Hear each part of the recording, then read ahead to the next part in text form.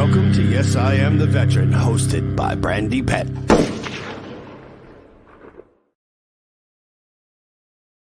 Happy Thursday, everybody. It's me, Brandy P., the host of the Yes, I Am the Veteran, and I hope everyone had a wonderful Thanksgiving or just enjoy the time by themselves. I know for me, I tend to be among myself, but I know everyone's a bit different. But I know for me, it was a little bit more fun than usual because the day before Thanksgiving, I actually got to use my favorite flamethrower out of drive tanks for my graduation photos. So that was pretty fun. I'll definitely have some video for you guys when I get that back from my videographer, Michael Chrisman, a phenomenal Army veteran. Now, unfortunately, our guest was not able to come on tonight, but I did want to give some important information as we really have not done that in a while now. So I definitely wanted to have a podcast where I'm sharing some helpful information to our veteran community as well as just the listeners. And with that, I guess one thing I did notice is that I don't know if anyone else has been aware of it, but there's definitely a difference between professional and semi-professional haters. Definitely interesting. But before I'm not going to talk about that too much, but today we'll go ahead and talk about vocational rehabilitation. Now, first of all, with voc rehab, most people don't know they're eligible. Now, I'm going to show some information on it here. But with voc rehab, actually, you don't have to be 100%. A lot of veterans think that they do, but it actually is not. So let me go ahead and show you guys now. So this is voc rehabilitation in voc rehab, as it's called, is actually something that helps quite a bit of veterans in a lot of different ways. So some people, they want to finish school. Like in my case, I had a year left of school. I had a few days left of my GI Bill, but I was able to apply for this. Now, I didn't get it the first time, so you definitely can always reapply. You can apply online at va.gov, or your local VSO can give you information, as well as certain states like Texas Veterans Commission. They have that as well in the VA, and they can also assist you. So these all must be true to be eligible. So you can't have a dishonorable discharge. Now, I'll talk about that later as far as steps to go ahead and upgrade, and this is all from va.gov. So if anyone has any questions, you can definitely just type it in, voc rehab, and it'll come right up for you. But this is also something that is important to know. So basically, you have a service-connected disability of at least 10% from the VA, not 100%, 10. So at the end of the day, at least apply. The worst thing they'll tell you is no. If they say yes, that's significant change because of the fact that they do assist with whatever you're needing to be employed or to help you in your daily life if you are eligible for these programs. Now, if you were discharged from active duty before 2013, so it ends 12 years from one of these dates. So either the date you received the notice of separation or the date you received your first VA service-connected disability rating. So it is important. It's not necessarily use or lose, but it is time sensitive. So just make sure you keep that in mind. And if you're in service, you actually can file as well under certain circumstances. So you have to have 20% or higher pre-discharge disability rating. Usually it's like a MEB that's pending. I think they do that additionally with that now. And you're waiting to be discharged. So usually like MEBs or like a medical board, something along those lines. But it's definitely something that I wanted to talk about just because of the fact that it's something that a lot of veterans don't know. So things that you can get. So you can, some veterans, they've been able to be given laptops to help them with their schooling. I know for me, I needed a printer, so they actually were able to help me with that. What they're going to be doing is they give professional counseling. They also help as far as like OJT and try to find you employment that works with your disabilities and supportive rehabilitation services, including case management. Why can't I read today? Counseling and medical referrals. And independent living services to help you live as independently as possible. So it's definitely a lot of different benefits that a lot of veterans don't know are out there. So if you're eligible for GI Bill, can you get the post 9/11 substance rate for your VRE program?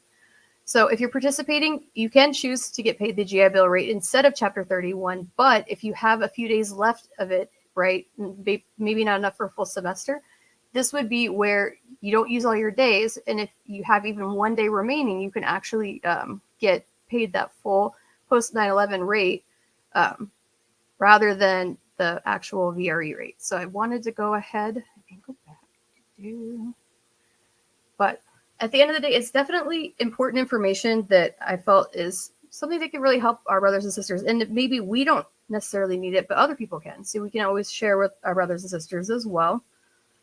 And there's a lot of events coming up for the holidays. I know that some people, they're really feeling the crunch, especially family-wise. And there are a lot of different organizations that are doing like adopt a family events for veterans, as well as offering programs that veterans can really actually use or apply for, as well as volunteer for. It's not necessarily something that you have to need it to be part of it.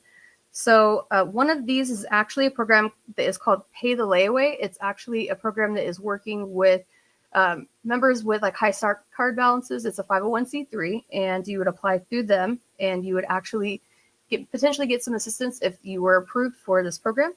I thought it was pretty interesting that they had a Pay the Layaway, because I know that's definitely something that they didn't have when I was in, or just retired, should I say. And they also have the Full Circle Home, which is an actual sponsorship program, which helps deployed members. So go ahead and put that in the comments now. Full Circle Home. And the Soldiers Angels are also doing an event. However, with it, it did change recently. They did have like the full max met, unfortunately, for new applicants. However, they are still looking for volunteers with the Soldiers Angels. And also Toys for Tots, of course, you can absolutely sign up for that, as well as Trees for Troops, which I think is really cool that they do donate these pretty amazing trees. So Full Circle Home there. And I did also want to have a special thanks for Wreaths Across America. So what this program is it's a program that lays wreaths for our fallen brothers and sisters around the holidays. I know one of our gold stars was just told that her son's going to have a wreath laid on his grave itself, which I thought was really, really awesome. So special thank you to Sergeant Carter at the DFW group for helping Sergeant Two-Step and have him recognized around the holidays, or showed a little bit of extra love, right? Because I think that's something that we all kind of need around the holidays. And let's see what else we got here.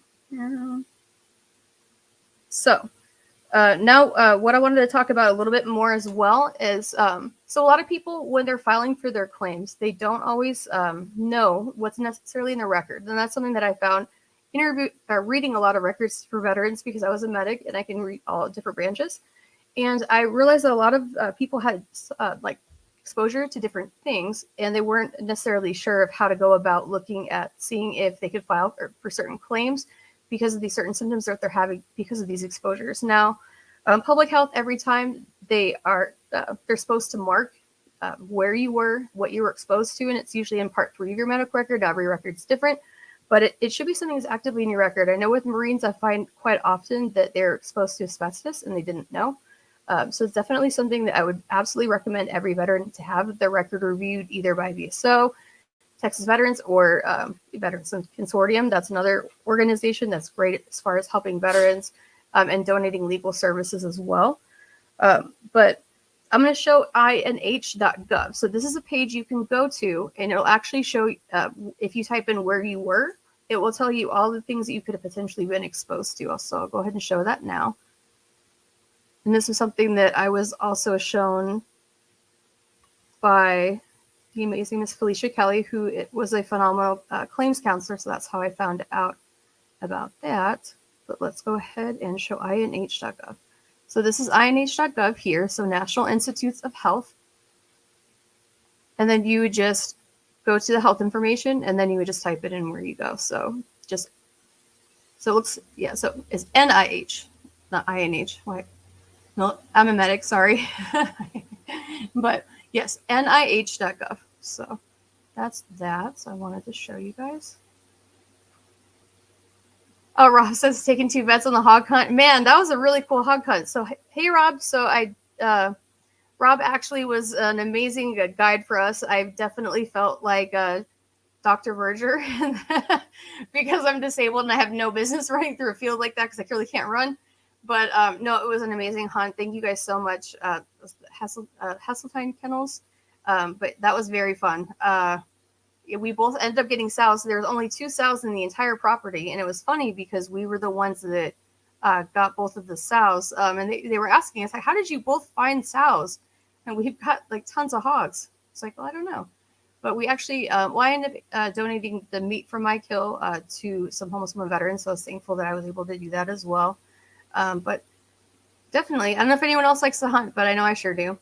I was a little disappointed. I missed out on the crane hunting this last fall here in Texas when they had that open season for it. June says, worked with it 90% of the time. Yep, see, exactly. So yeah, just definitely check your records, guys, because there's lots of stuff in there. And yes, you can file for a new claim while you have an appeal pending. So say if you went on a Burn Pit 360, you found that, hey, maybe I was exposed to more than I realized, you absolutely can file for a new claim while you're waiting for an upgrade or a review, like a higher level review, if it's a new claim. So you can absolutely have both out at the same time. And for those of you that are having upgrade issues, right, with your discharge, I wanted to show some information on that as well. So let me go ahead and show it. So actually, we were talking more about this when the water contamination, we had a specific expert come on last year, and she was working with Aaron Brockovich. And we were talking about the Camp Lejeune water contamination claims. And for me, what I realized was that whenever you're discharged from the military, they should automatically review your record to see if there's any reason that you are being separated that you could be medically boarded for. And with the water contamination claims, my argument should be able to automatically apply for a discharge because of this.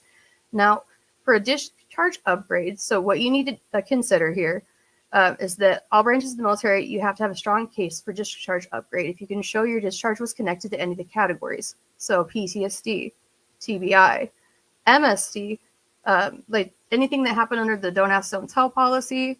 And you absolutely can apply through va.gov. Again, I definitely would recommend speaking with VSOs or experts in this field particularly, but you can absolutely do a lot more than you realize with your upgrade. So what if I already applied and I was denied? So you would just apply again and then just put yes as like, have you applied before? And yes, OT discharges you can petition to have upgraded. Just depends on if it was less than honorable or honorable, I believe. What if the discharge for more than one period of service? So if the DoD or Coast Guard determine you serve honorably in one of these periods of service, you may use honorable characterization to establish eligibility for VA benefits, even though you later received a less than honorable discharge.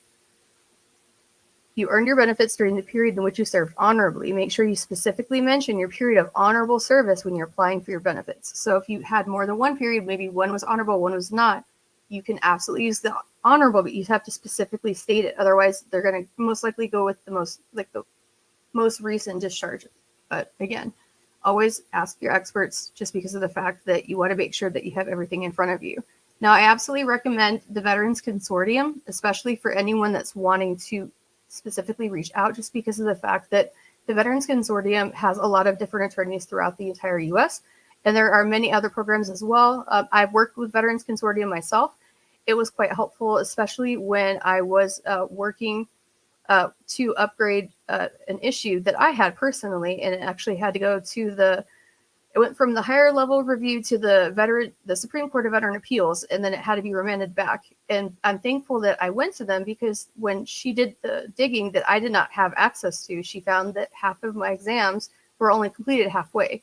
So had I not had her, I would not have known any of this, and it did have to get remanded back. So it's absolutely something that you definitely want to have your information, and I didn't pay a dime for it, and I would have probably paid a fortune otherwise.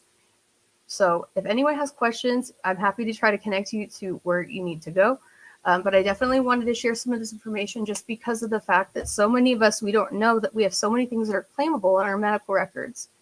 But even with the PACT Act, I believe it was between 12 and 16 different claimable conditions came out. So definitely check out Burn Pit 360 as well.org. And that way you can maybe see if you maybe potentially would meet any of these requirements for these new claims.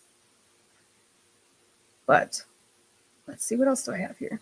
So next week, we do have a very special guest. We are going to have the man, the myth, the legend, Gunny Claus himself. And we will also have Miss Rosie the Riveter as well. our fun Christmas podcast. And we will also have the always beautiful Tracy Laporte. So I don't have a lot for you guys tonight, but hi, Battle Bean. But it's always a pleasure to try to give information where I can. Now, if I maybe miss something, if you have additional questions, I know I kind of sped through some of those.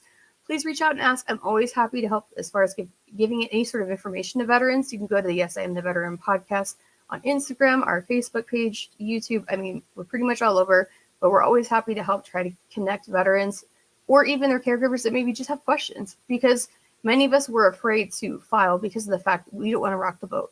We're worried that we're going to file and we're going to have our benefits actually taken away. But understand, if it's a static condition, that's not necessarily the case. Hey, Sam.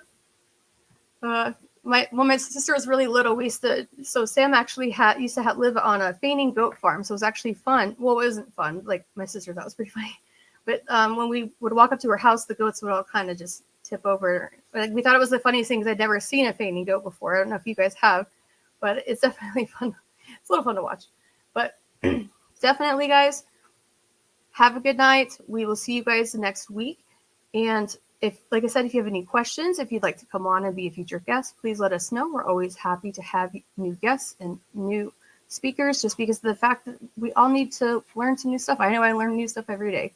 So, all right, guys. Well, that's all I have for tonight, but take it away, Aurelia.